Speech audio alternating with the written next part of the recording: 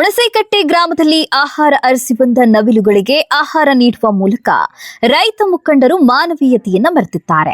ಇನ್ನು ಚಿತ್ರದುರ್ಗ ತಾಲೂಕಿನ ಹುಣಸೇಕಟ್ಟೆ ಗ್ರಾಮದಲ್ಲಿ ಈ ಒಂದು ಘಟನೆ ಬೆಳಕಿಗೆ ಬಂದಿದೆ. ಇನ್ನು ಮಳೆಯ ಕೊರತೆಯಿಂದಾಗಿ ಬರ ಆವರಿಸಿದೆ. ಜನ ಜಾನುವಾರುಗಳಿಗೆ ಆಹಾರ ನೀರಿನ ಕೊರತೆ ಉಂಟಾಗಿದ್ದು ಪ್ರಾಣಿ ಪಕ್ಷಿಗಳ ಮೇಲೆ ಇದು ಪರಿಣಾಮವನ್ನ ಬೀರ್ತಾ ಇದೆ.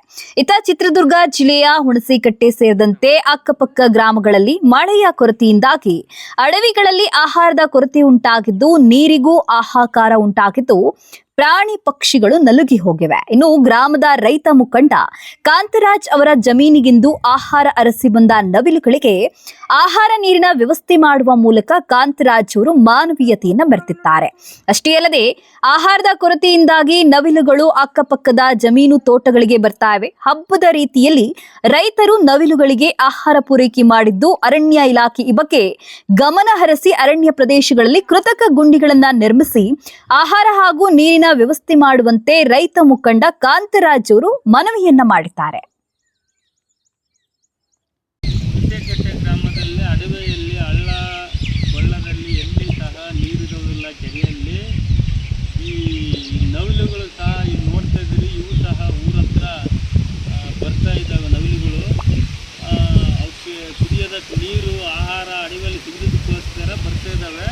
ಬೆಳಗ್ಗೆ ಇಲ್ಲಿ ಔಷಧಿ ಹೊಡೆಯೋಕ್ಕಂತ ಹೇಳ್ಬಿಟ್ಟು ಡ್ರಮ್ಮಿಗೆ ನೀರು ಹಿಡಿಬೇಕಾದ್ರೆ ಎರಡು ನವಿಲು ಬಂದು ಚಿಕ್ಕಕೆರೆಯಲ್ಲಿ ಊಟನ ಕುಡಿಸ್ತಾ ಇತ್ತು. ನೀರಿಗೋಸ್ಕರ ಹಾಕೊಂಡಿತ್ತು.